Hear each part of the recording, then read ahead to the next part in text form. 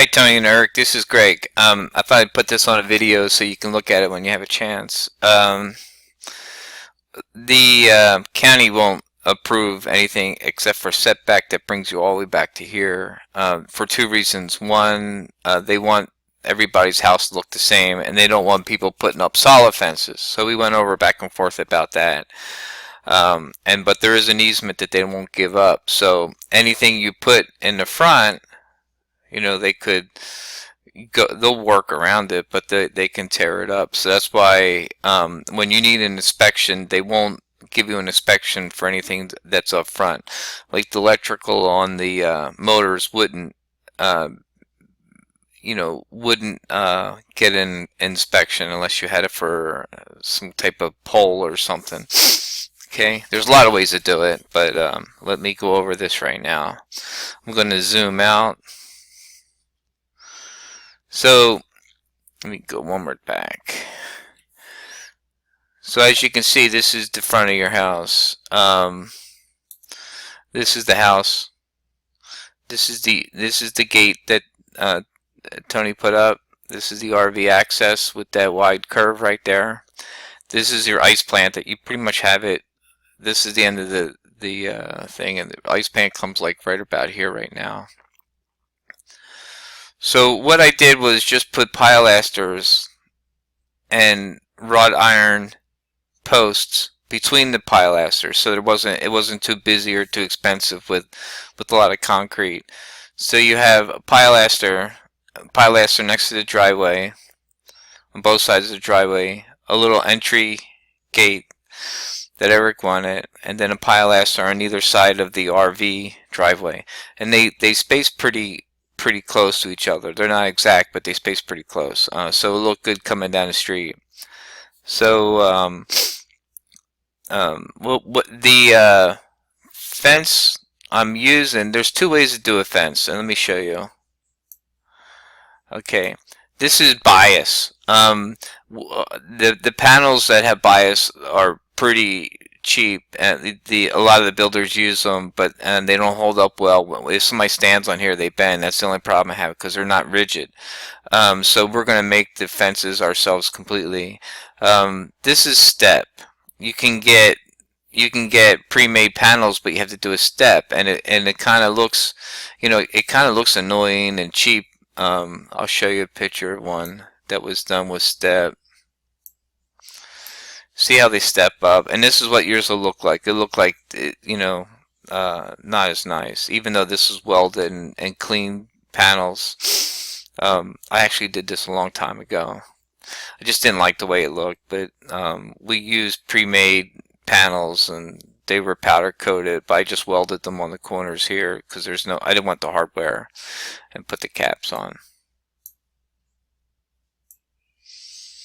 Okay, so getting back to it, what I did was, instead of, I know you guys wanted something with a lot of detail, planners and stuff, but the main focus is your house. So that's why I put together a little landscape drawing. The main focus is your house, not your fence. And then if you put too much attention to here, you're not going to see the house, like this corner of the house, these windows. So what I did was just drew in a retainer wall here. So this will be 10 inches tall right here, and 2.5 foot tall right here, and it's actually on the slope. So the slope starts at the bottom of the driveway, comes up, and then like Eric wanted a big play area for the kids. You can minimize the lawn. This is only a third of the lawn, and if you notice, it's in the easiest places to grow grass too. The lawn is long and narrow and looks like it continues on. The basketball court is right here, and then there's a little area for a bench. So it kind of reduces the size of your front yard, makes it more square, but these actually give definition to how much frontage you actually have. But when you're in the yard, it's comfortable. So this tree and this tree are ones you have, and here are a couple of trees that you could add, and a couple of crepe myrtles here. You still they're up high enough, you still be able to see through and see the house. I'm not quite sure what to do right here, but this is where you need to add some accent to the house, like maybe I don't know, a column of used brick. I know Tony likes to use brick, and that's what we put on the pilasters. So let me zoom in. Let me zoom in here.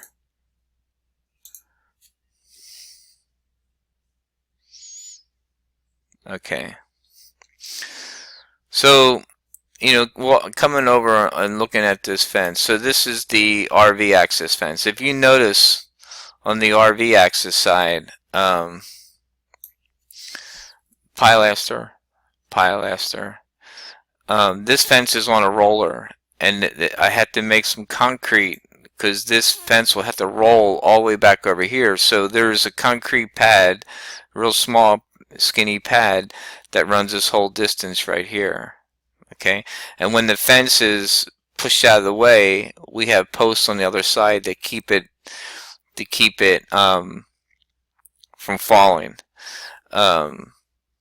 So the same as the driveway. So you'd be pushing this fence up and pretty much letting it go because it's going to come downhill. It's a little more effort to push it up.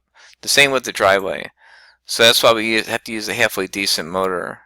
Okay, this is the entryway, and I believe I put the driveway concrete. Yes, I did.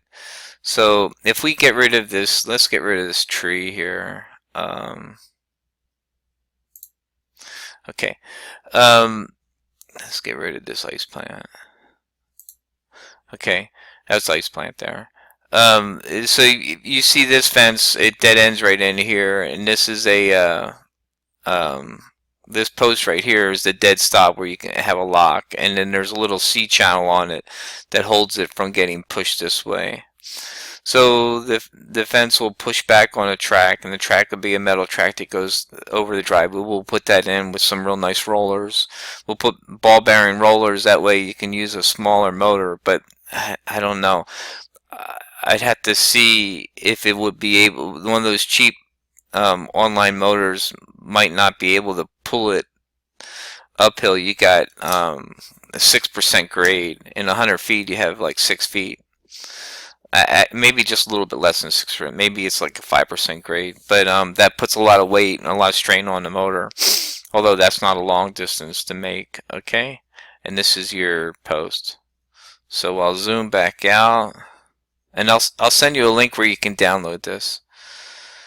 Let me see. Okay. So like I said, here's your fence. This is the retaining wall. That's not part of the bid. I didn't want to figure it out until Tony had a look at it. But I think that really set off your house. What it'll actually do is when you're driving up the street, when you're driving up, when you're coming up Wagaman, let me see. When you're coming up the street, that retainer wall would be right here. Okay. Like an L right here, go right into the slope, and what it'll do is visually it'll throw the house up real high, which is kind of cool, and then those trees will buffer the kids from falling over top of it. Okay.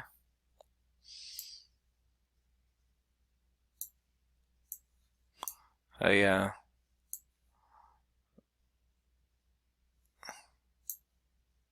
Okay, so we put the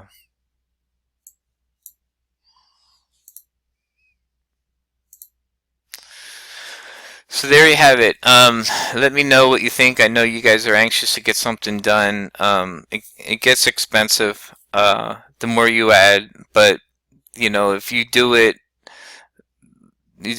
right the first time and don't put a lot of effort on the fence,